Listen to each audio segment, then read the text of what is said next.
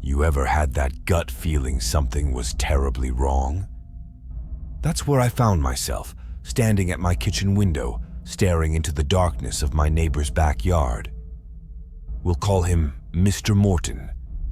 A quiet man, kept to himself mostly, and always wore that same old hat with a tattered brim. But tonight, he wasn't just the reclusive neighbor. He was the star of my very own horror show. It all started innocently enough. It was a Tuesday night, the kind of night where you don't expect anything out of the ordinary. But around midnight, I heard the unmistakable sound of metal scraping against rock. At first, I thought it was my imagination. I mean, who in their right mind would be doing yard work at this hour? Curiosity got the better of me, and I peeked out the window. There he was, Mr. Morton, under the dim glow of his patio light, digging furiously in his backyard. Now, I'm not one to jump to conclusions, but something about the way he moved, frantic, almost desperate, sent hivers down my spine. Was he burying something? Or worse, someone? I tried to shake off the feeling. You're watching too many crime shows, I told myself. But as the minutes turned into an hour and he kept digging, I couldn't let it go. I grabbed my phone and sent a quick text to my friend Mark, the only person I knew who would be awake at this hour. "Hey, you up? Weird stuff happening next door," he replied almost immediately. "What kind of weird?" I told him about Mr. Morton, the digging, the whole eerie scene. Mark, always the adventurous type, suggested I go out and confront him.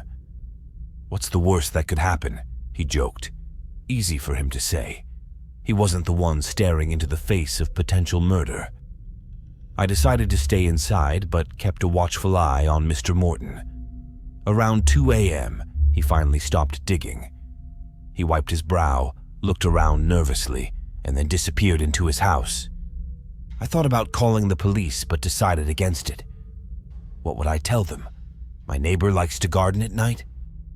The next morning, I woke up with a sense of dread.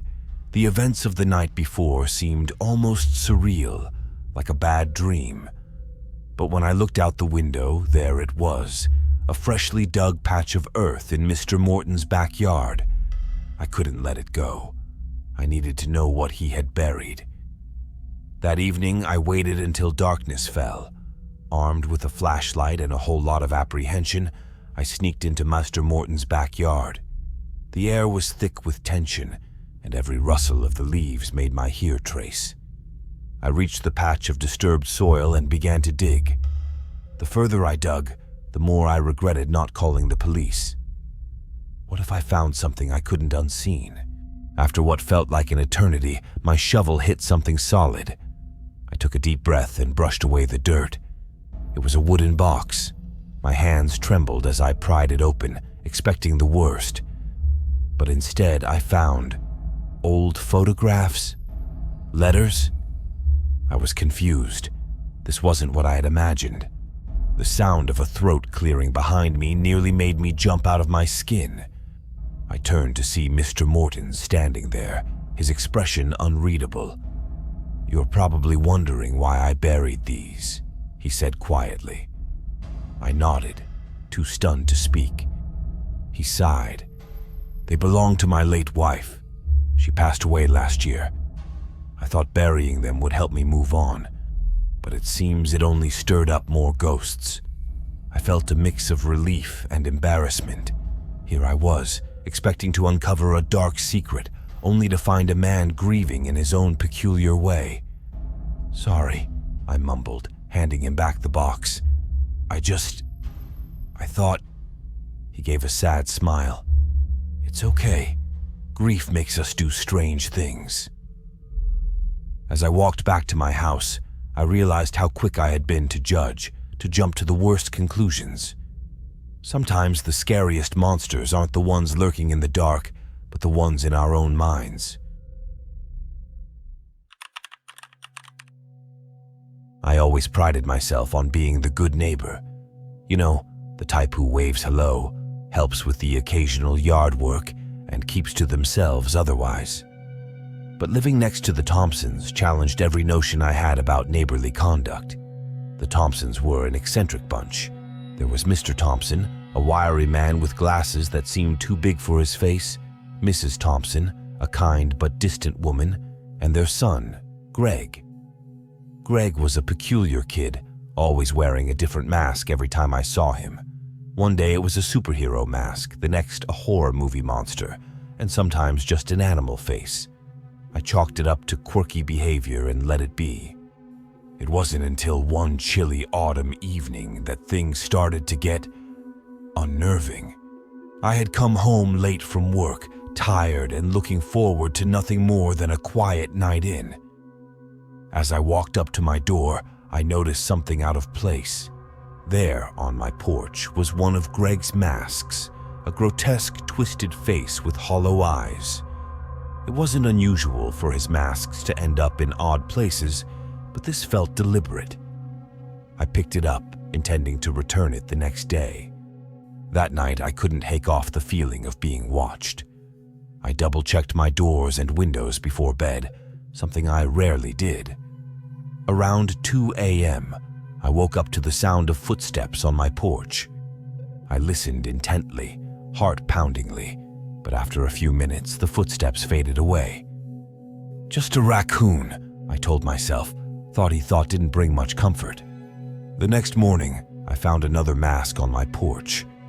This one was even more disturbing. A white, expressionless face, like a blank slate of terror. My unease grew. Was Greg playing some kind of prank? I decided to talk to Mr. Thompson.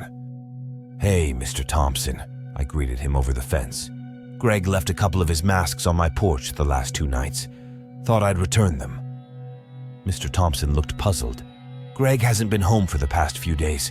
He's been staying with his grandparents." My blood ran cold. If Greg wasn't home, then who was leaving the masks? That evening, I set up a small camera facing my porch. If someone was messing with me, I wanted proof. Sleep came fitfully, with every creak of the house sounding like an intruder. When I checked the footage the next morning, my stomach turned. There, at exactly 3 a.m., a figure wearing one of Greg's masks slowly walked up to my porch, placed the mask down, and then stood there for a few minutes, just staring at my door before walking away. The police were sympathetic but not particularly helpful. They advised me to keep my doors locked and call if anything else happened. "Probably just a neighborhood prankster," they said. But I knew better. This felt personal. Determined to catch the masked visitor, I stayed up the next few nights, watching from my living room window. Sure enough, at exactly 3 a.m., the figure appeared again. This time, I rushed out the door, determined to confront them. But as soon as I opened the door, they were gone, vanished into the night like a ghost. The next night, I enlisted the help of my friend Dave. Armed with baseball bats and a new sense of bravado, we hid in the bushes near my porch. 3 a.m. came and went with no sign of the masked figure. Just as we were about to give up, Dave nudged me and pointed. There, standing in the shadows, was the figure watching us. We charged towards the shadowy figure, but as we got closer, it became clear it wasn't a person at all. It was a mannequin, dressed in clothes and one of Greg's masks. Attached to its chest was a note.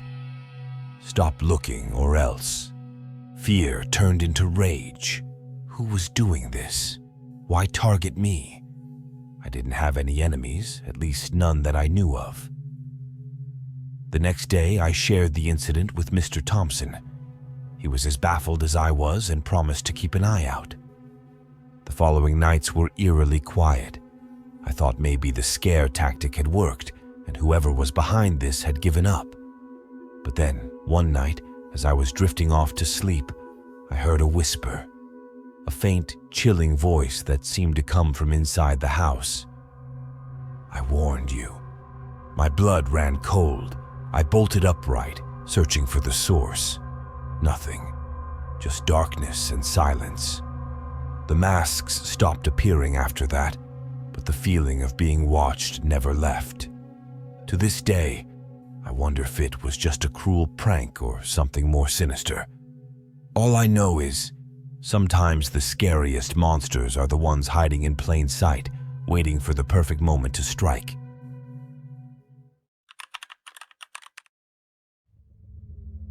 There are some places where silence is more unsettling than noise. My new home, an old Victorian house nestled at the end of Maple Street, was one of those places. When I moved in, I was excited by the charm and history of the house. But it wasn't long before the charm wore off and the history revealed its darker side. The house had an attic that, from day one, felt off. You know that feeling when you walk into a room and the air is thick with something you can't quite name? That's what it felt like every time I passed the attic door. It was always cold, and I could swear I heard faint whispers coming from within. But being a rational adult, I brushed it off as my imagination playing tricks on me. After all, old houses have a way of making strange noises. One evening, after a long day at work, I decided to finally explore the attic.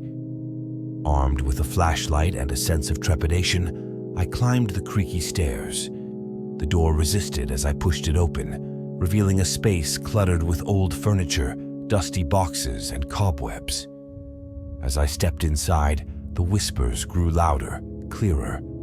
They were too distinct to ignore. "Hello?" I called out, feeling foolish. The whispers stopped. The air grew still, almost expectant. I spent the next hour rummaging through the boxes, finding nothing but old clothes, faded photographs, and knickknacks from a bygone era. Just as I was about to leave, a small, ornate box caught my eye. It was tucked away in the far corner, almost as if it was hiding. I picked it up, and a chill ran down my spine. The box was locked, but it felt unnaturally heavy. Curiosity getting the better of me, I took the box downstairs. I tried a few keys I had found in the attic, and one of them fit. The box creaked open, revealing a collection of old letters, yellowed with age. The handwriting was elegant, almost delicate, and each letter was addressed to someone named Clara.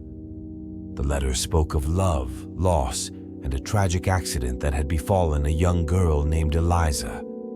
The last letter was different. It was written in a hurried, almost frantic scrawl. "Clara, I fear for my soul. Eliza's voice haunts the attic. She will not rest. Forgive me." The letter was unsigned, but dated over a century ago. My mind raced. Was the attic haunted by the spirit of Eliza? The whispers, the cold air, it all started to make a twisted kind of sense. That night, I could barely sleep. Every creak of the house, every rustle of the wind seemed amplified, echoing with the weight of the letters I had found. A few nights later, the whispers returned, louder and more insistent. They seemed to be calling my name, urging me to return to the attic. Against my better judgment, I went back up. This time the air was frigid, and the whispers were almost deafening. I followed the sound to the far corner, where I had found the box. "Clara, is that you?" I whispered, feeling ridiculous. But then, the whispers stopped, replaced by a chilling silence. I turned to leave, but the attic door slammed shut on its own. Panic set in. I jiggled the handle, but it wouldn't budge. The room grew colder, and I could see my breath in the dim light of the flashlight. Then, I saw her. A faint, ghostly figure of a young girl standing by the window. Her eyes were hollow, her face twisted in sorrow. She opened her mouth, but no sound came out. Instead, I heard the whispers again, surrounding me, suffocating me. I don't know how long I stood there, frozen in terror. It felt like hours. Eventually, the door creaked open, and the cold air dissipated. The figure vanished, and I was left standing alone in the attic. I stumbled downstairs, my mind reeling. The next day, I did some research at the local library. I found old newspaper articles about a girl named Eliza who had died in that house. She had fallen from the attic window, and her death was ruled an accident. But the letters I found suggested otherwise. I knew I couldn't stay in that house. The whispers, the cold, Eliza's ghost, it was all too much. I packed my things and moved out within the week. As I drove away, I glanced back at the attic window. For a brief moment, I saw her standing there, watching me leave. To this day, I can still hear the whispers sometimes, especially when I'm alone in the dark. Maybe it's just my mind playing tricks on me, or maybe Eliza's spirit still lingers, searching for peace. All I know is, some houses hold on to their secrets, and some secrets are better left undiscovered. If you want to see more horror stories, check out my next video.